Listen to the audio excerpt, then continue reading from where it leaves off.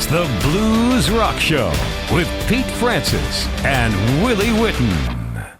Welcome to the Blues Rock Show. Pete Francis alongside Willie Witten. Make sure to subscribe and hit that notification bell so you never miss an episode of the Blues Rock Show. All right, Willie, the top 20 albums of 2021 were released this week on Blues Rock Review. And the top 20 was a vote, and it was a 50% fan vote, 50% staff vote.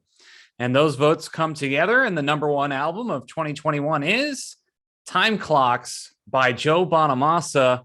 Willie, what are your thoughts on Time Clocks scoring the number one album, and just your thoughts on the top 20 in general? We'll start right at the top. Great album. It's a really great album.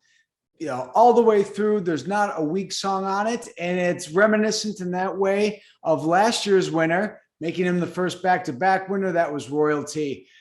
Both the albums show a lot of breadth. And by that, we're not just talking great virtuoso guitar licks. We're not talking great choruses that are repeatable again and again. He branches out. He's using different instruments. Some songs are slower, some are faster. I like the album, and it does have that Joe Bonamassa quality where it does get better with time. As I've listened to it, I've enjoyed it more. I think there were a handful of albums in my mind that could have been the number one album this year. That was certainly one of them. I think it's a deserving winner. Pete, I know you loved this album. How happy are you to see it at the top? Yeah, Willie, I had this one number one on my ballot, and it scored very well with the staff and the readers, obviously getting number one overall. This is the third time Joe Bonamassa has earned Blues Rock Review's number one album. He's the only artist to ever do that, and the only artist, as you mentioned, Willie, to go back-to-back. So he's gotten number one in 2012, 2020, and 2021. And I've said this before, I think Time Clocks is Joe Bonamassa's best album since The Ballad of John Henry. And for me, that is the best Joe Bonamassa album. Like, the bar is always going to be at The Ballad of John Henry for me personally. So I thought this was a really great album. Tracks 1 through 10, all really, really solid. And Joe just got that Grammy nomination for Royalty, which I know you were huge on Royalty, Willie. Yes. So this is a great album. Not super surprised. I think Royalty was great, but for me, I thought Time Clocks elevated that. He went a bit higher on this album, and I think just lyrically, it was a bit of a deeper album, and I think that resonated with a lot of people and is resonating with a lot of people. Yeah, we know Joe is this great guitar player, but he's really elevated his game from a songwriting standpoint on this album. I think that's what you're hearing from a lot of people about this album. So yeah, not so surprised that Joe ended up getting number one.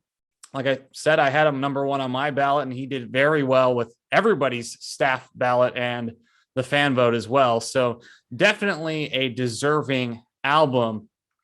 Kind of looking at the 2020 or the top 20 albums, Willie, anything that surprised you on there in terms of rankings or where an album landed?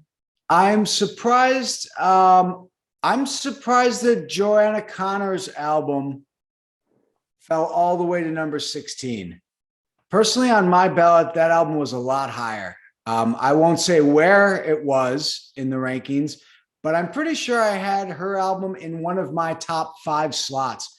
I thought it was excellent. I thought it was one of the most energetic albums. It was grungy. It had that dual aspect to it where it had one foot in the throwback blues, but it was able to make it very modern. I'm surprised that didn't do as well as I thought it should have. Well, you know what, Willie? I think this year, if you look at the top 20 this year compared to the top 20 last year, it's always a competitive field, but I think this year especially was really, really strong. This was a very tough list to crack this year. Some years it's tougher than others, but I mean, you really needed to have a top flight sort of album to get on the list this year. And Pete, we spoke about that once these results came in and they were all tallied and we had finalized them. We both felt the same way about that. This year's list, it was going to be a little bit harder. I'm looking at last year's list. It was good. I really loved last year, the Allman Betts Band's album. I love Philip Sace's album from last year as well.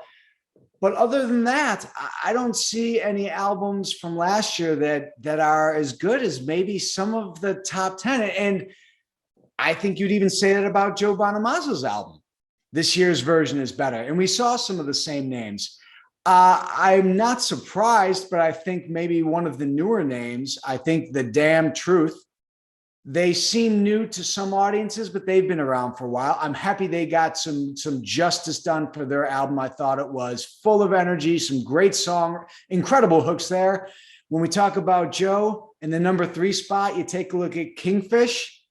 In my mind, I see perhaps a future where Kingfish wins a few of these like Joe does.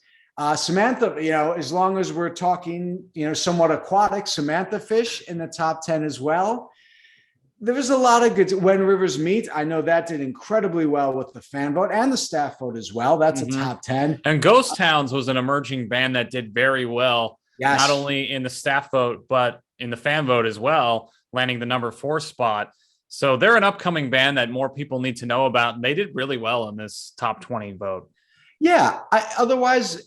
Once again, and I know it sounds like a cop-out, but no real huge surprises for me. I think you could go along, and if you have this conversation with anyone, any blues rock or rock aficionado, it's a great conversation to have over a beer. Even between you and I, Pete. Well, and there's probably another 10, 15 albums you could make a case for that were definitely deserving to be on this list. But at the end of the day, you can only have 20. Right. So, I mean, one of them, I could have seen Dion's Stomping Ground. Yeah. He's making last year's top 20. But like you said, this year's top 20. Selwyn Birchwood was another one that kind of sticks out. He put out a really strong album this year, didn't make the list. Yeah, a lot of artists like that who put out good albums this year that didn't get on the top 20. It's tough. Well, so someone, Willie, that's been in the news quite a bit this year, and we can't seem to stop talking about him, is Eric Clapton. And he's made a lot of waves this year, and now he's making waves for a different reason. So this is a pretty interesting story. So there was a woman out of Germany, Willie, who was selling a bootleg Eric Clapton album. And the album originally belonged to her deceased husband. And so she went on eBay and tried to sell this bootleg album. And she claims she did not know that this was a bootleg album. And she was trying to sell it for $11. And Eric Clapton and his team caught wind of this and then took legal action against her. And the album didn't get sold. It was taken down after a day. But Eric Clapton, this goes to court. Eric Clapton wins the court case, Willie. And now she's on the hook for nearly $4,000 in court fees. So what are your thoughts on this entire situation? Gosh, there's a lot to be said here. And so I want to try not to get too tangential, and I want to stick to one angle. And that angle is, I get it. You don't want people going and selling unauthorized, unlicensed music, merchandise, anything. Things can fall apart quickly. Having said that, she says she didn't know. I'm going to take her at her word. And if she's lying, I'm sure just a cease and desist would have scared the living hell out of her as it is. So I don't know what the point is to grab a whopping $4,000 for a whopping attempted $11 sale. You mentioned something else, Eric Clapton and his team. In situations like this, I always want to know, and I don't think we will ever really know, was this really more Eric Clapton? Was this really more his team? Or was this truly a joint effort between he and his team? I'd hate to think it was Eric Clapton himself, because he's been in the news so often, and it starts to speak a little bit poorly of him if this is something he got wind of and wanted to pursue. I find it more likely that this is more the doing of his team, because after all, that's what his team is being paid to do. They're just doing. Well, I'm sure someone like Eric Clapton, anytime his name is put on the internet, like they probably are getting notifications, right? That, okay, this article has been posted about Eric Clapton, or, his name has been mentioned there. I'm sure they're getting some sort of notification that this stuff is happening. Yeah. So his team is constantly probably monitoring everything and anything Eric Clapton that goes out on the internet. So, yeah, I mean, it's an interesting situation because she didn't actually end up selling it. Right. She was attempting to, but there was no actual sale made. So, I mean, does that change the dynamic too if she actually sold it? That's us in a way. I guess I'm certainly not a great legal mind, and by that I mean I know nothing about this situation legally. But I think that from a perspective of intent, if she had gone onto eBay and sold it or not, had it listed for £1,500, then there's a part of me that thinks, wait a second, she knows that this is special. I think there's a certain assumed innocence in that she's looking to sell something for $11. I'll leave it at this, Pete, and then I'll let you tell me what you would have done. But if I were Eric Clapton, or if I were Eric Clapton's team, I would have said, hey guys, do we think a cease and desist takes care of it right then and there? Because my guess is that would have taken care of the problem. I think they pushed it too hard. Or Pete, do you think that because of all the music piracy that goes on, do you think that somewhere someone has to draw the line? That's an interesting point. And maybe Eric Clapton felt like, hey, I'm making a stand here to show that music still has value.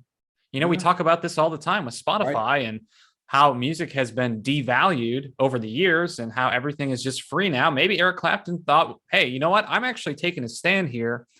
You know, I'm standing up for all musicians and protecting, you know, our intellectual property.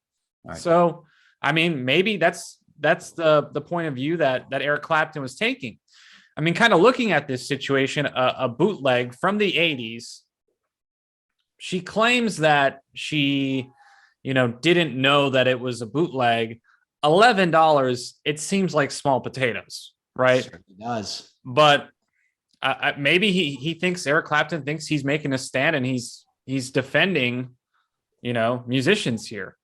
You know what? He's made a lot of stands this past year, and he's going to continue to make them on something less litigious and less controversial and more upbeat, and something that I think is going to be a little more well received. Kenny Wayne Shepherd has back out to the road after the Allman Brothers review stints, and he is going to present to audiences, much to their gratitude, a performance of Trouble Is on its anniversary. Pete, I know that both of us, we've spoken about remembering hearing that album for the first time. How excited are you about this tour? Do you think the album is worthy of an album revisit? Are you going to maybe try to go see it? What's going on with this, Pete? Well, I think it's pretty cool. So this is the 25th anniversary of Trouble Is, which was obviously a massive album for Kenny Wayne Shepherd. Trouble Is sold over 1 million copies. You got Blue on Black, which I think everybody heard on the radio. I remember hearing that all the time on the radio when I was growing up. So I think that's pretty cool that they're going to go out and they're going to play this album from start to finish. It's an interesting concept, but this actually is not a new concept for Kenny Wayne Shepherd. They recently did the Straight to You live tour, which was that live album that the Kenny Wayne Shepherd band had released, and they played that front to back. And when he did his recent tour, I actually caught his first show of that tour, and we interviewed him. And that's what they did. They played Straight to You live, start to finish. And I think it's an interesting concept, especially when you don't have a new album to tour behind.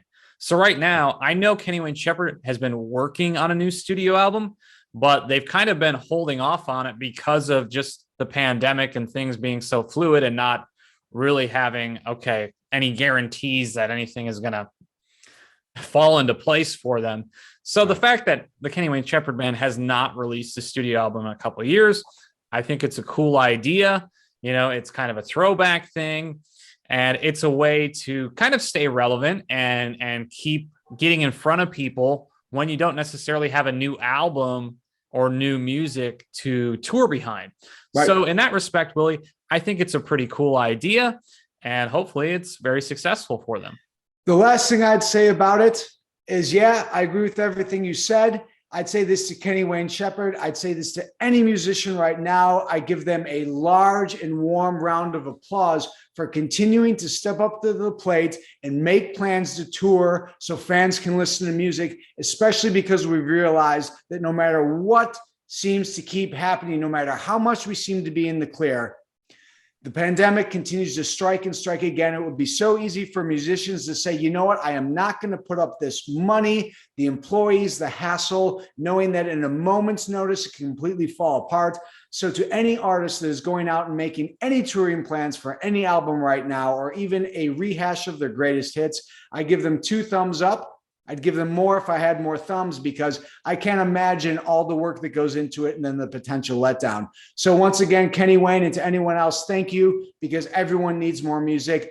Happy holidays to you, Pete. Anything fun planned?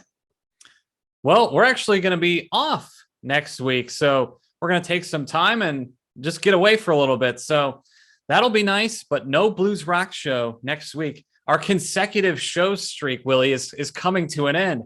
We had 69 consecutive episodes of the Blues Rock Show, and the streak is coming to an end for 1 week. So we're going to have to rebuild that streak, Willie. But hey, we definitely appreciate everyone's support this year. It's been a great year for Blues Rock Review, and it's been an awesome year for the Blues Rock Show.